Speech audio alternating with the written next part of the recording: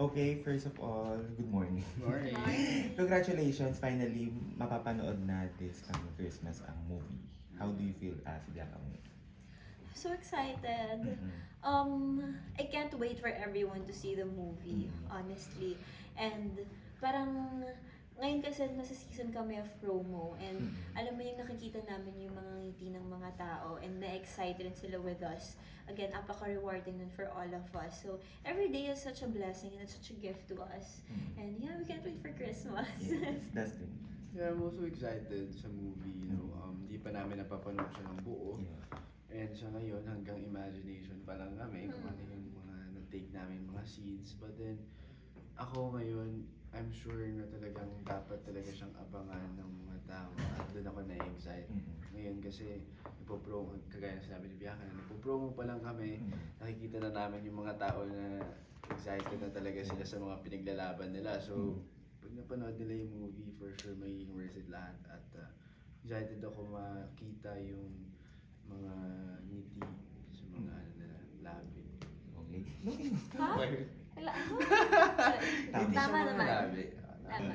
Nung ma-offer sa inyo itong project, alam niyo na intended siya for MMFF? No, Mm. we didn't know at all. Parang, ang alam lang namin na parang may film kami and then next thing we knew, invited kami dun sa MMFF na announcement. Sabi ko, oh my God, baka may announcement? Ibig sabihin may chance ba na Yeah. masasali tayo sa MMFF? And then cut to araw nung event, tapos napasali kami.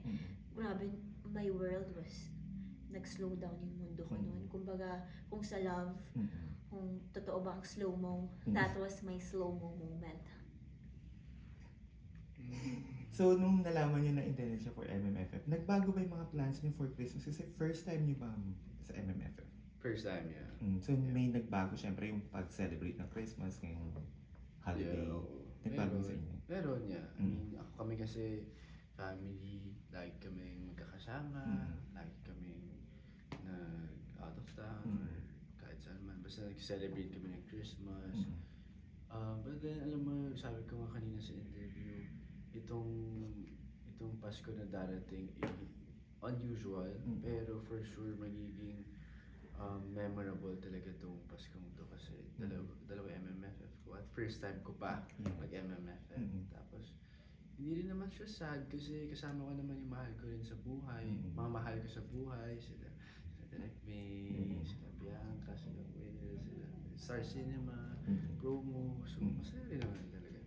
Bianca, first time? Yes, it's my first time. And parang, lagi ko kasi sinasabi na, di ba, hindi kompleto naman talaga ang Pasko. Ano, Pasko ko kung walang MMFF film. And ano talaga yan, quality time talaga yan ng kami ng family ko is to watch an MMFF entry. So parang ngayon, yes, nagbago siya, but in a good way. Ngayong Pasko nga, parang yung mommy ko magpapa-block screening sa 25 mismo. Tapos mangyayari sa 25 ng gabi, doon na kami magpapasko ng family ko sa movie house. It's just that now, mas bigger yung family kasi, di ba, syempre, we have Dustin, and then we have Will, and then we have our Star Cinema family, we have our Regal family, we have our GMA family. So, para kami, alam mo yung napakalaking family, and ano yun for me, napakalaking bagay nun for me bilang only child kasi ako. And syempre, grateful naman ako sa mga Christmases that I've been spending all my life. Pero ngayon, parang feeling ko, ang dami kong kapatid, dami kong pinsan, diba? So, ang saya-saya. Nung nalaman niyo yung lineup ng MMFF, mga entries, may kababa kasi syempre, first time kayo tapos yung iba, mga pioneer na sa MMFF. Anong naramdaman niyo? Well, oo naman, syempre may certain type of pressure. Pero parang I can speak for the three of us naman na parang just, you know, the mere fact na we get to be an MMFF entry alongside, you know, gaya ng sabi mo, these pioneer actors and actresses. Grabe, apaka-ano na nun. That's such an honor for the three of us. And apakalaking ano na rin nun, blessing. Kumbaga, ito, first pa natin ha. So parang ito yung isa sa mga parang bagay na ikukwento ko sa magiging anak ko, magiging granddaughters ko, grandchildren ko. Sa alam mo ba, nung first MMFF entry ko, ang kasabayan namin sila Miss Angelica Paniban. Mga ganon. Oh, so happy. Yeah. Okay, punta na tayo dun nung, kamusta sa movie? Kamusta makikipagtrabaho kay Direk May? First time niya rin ba? Ako first time ko. How was it? How was it? Ako masasabi ko lang tama yung mga naririnig ko sa mga interviews, sa mga press con, sa mga ibang artista. Feeling ko talagang pangarapin talaga siya ng mga artista ng mga trabaho si Direk May. Yun ang masasabi ko. Napaka gandang experience. Nabitin ako actually. Sobrang bitin. Ang dami ko kasi natutunan sa kanya eh. Talagang bubuksan niya yung isang artista.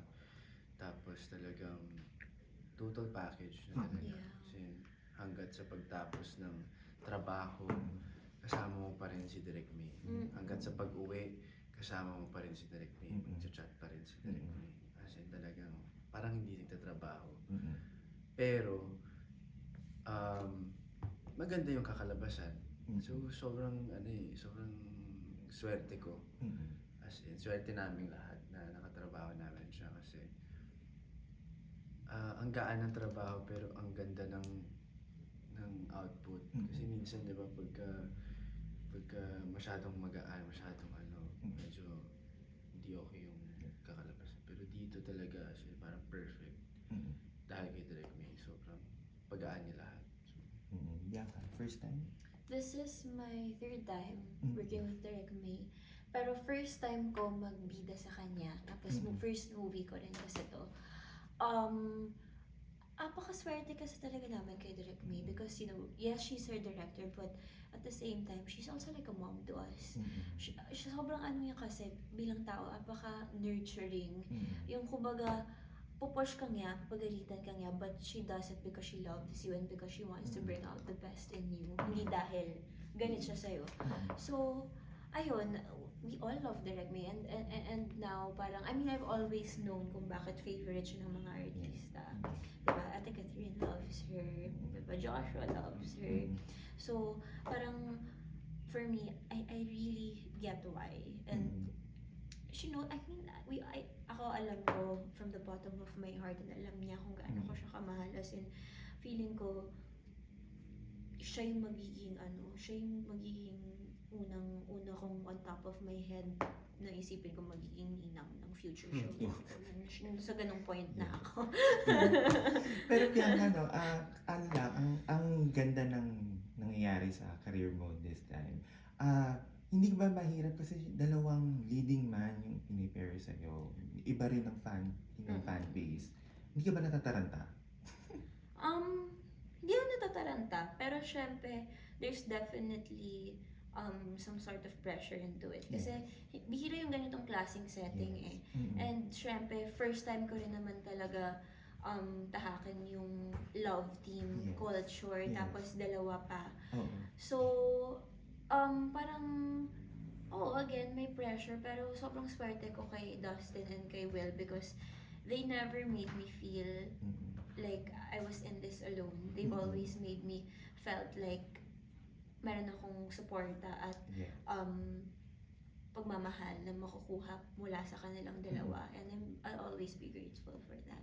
Pero paano mo pinapaliwanag sa mga fans yung mga ganun? Siyempre may moment na nakakausap mo rin naman yung iba. Siguro through my actions. Tsaka parang for me, wala naman akong paliwanag na kailangan gawin because at the end of the day, I haven't chosen yet. And at the end of the day, diba, single ako. So parang I don't think anyone in that matter has the right to tell me kung ano yung kailangan kong piliin because at the end of the day, it's my choice. Dustin, ikaw ba, may pressure ba on your part? Kasi syempre, meron kang may will, tas ikaw, paano mo iaangat yung sarili mo dun kay Bianca? Kung may pressure man sa both fans. Sa amin wala eh. Kasi focus ako ngayon sa work. Kung magpapadala ako sa pressure, feeling ko wala siyang may dudulot na maganda para sa akin. I mean, focus ako sa sarili ko, focus ako sa dami kong kailangan dami kong kailangan pagtrabahuan. So doon ako nag-focus.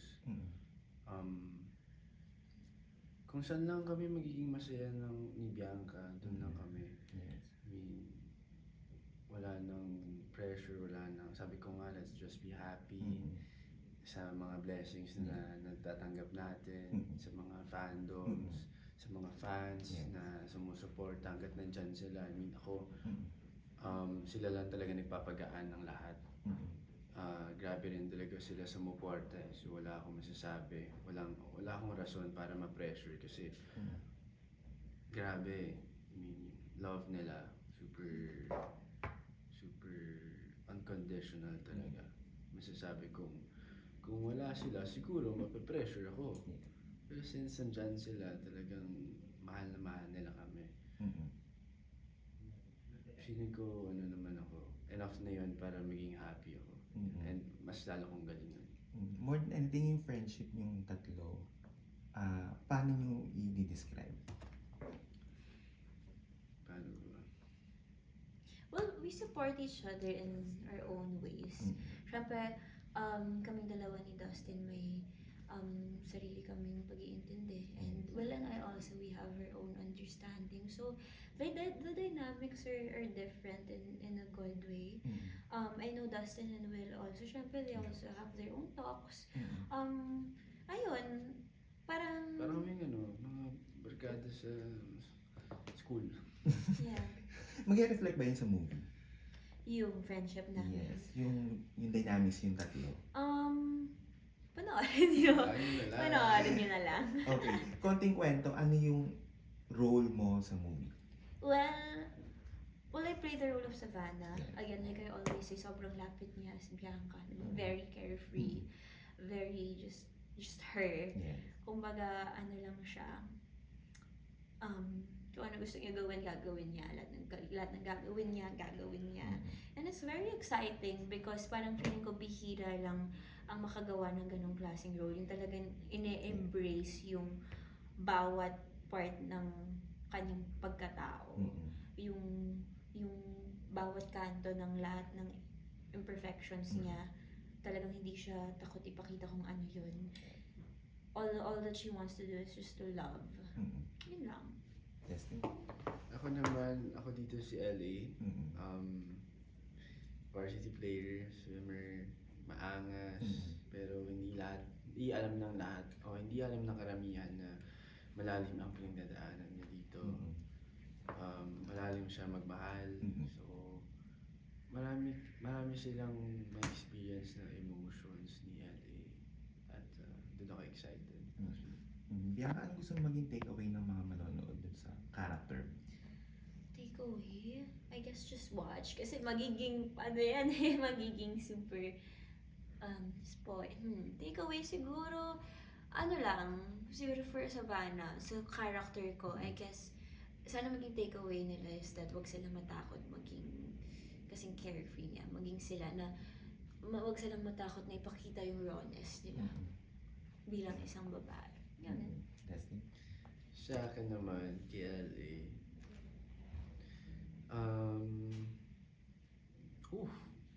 paano ba na hindi ba spoil? Siguro minsan may mga times na dapat unahin mo naman din yung secret. Ano yan? Okay, last na lang. Anong gusto niyo matanggap na regalo ngayong Pasko? Ay! May gusto ako na sing-sing. Parang, siya, sing-sing na... Ay, sorry, hindi pala sing-sing yun. May gusto ako na necklace. Blue na box. Oh. Blue siya na box na gold. Yeah. Narinig mo na, Dustin. Ha? Ikaw naman, Ako naman, kung may marireceive kang regalo ngayong Pasko. box office movie. Yan! Okay, maraming salamat po sa inyo. Invite mo na lang ba? Ay, Invite mo. Sige, invite together. Dito Sorry na lang. Okay, invite. December 25. Yeah. Ayan, everyone, malapit nyo na po makilala si Vic, Savannah, and of LA. course, LA. Kaya makita-kita po tayo ngayon sa Pasko. And also naman nationwide at sabay-sabay po tayo mamili sa Love You So Bad. Yay! Thank you. Thank you. Thank you. Picture together. Yeah.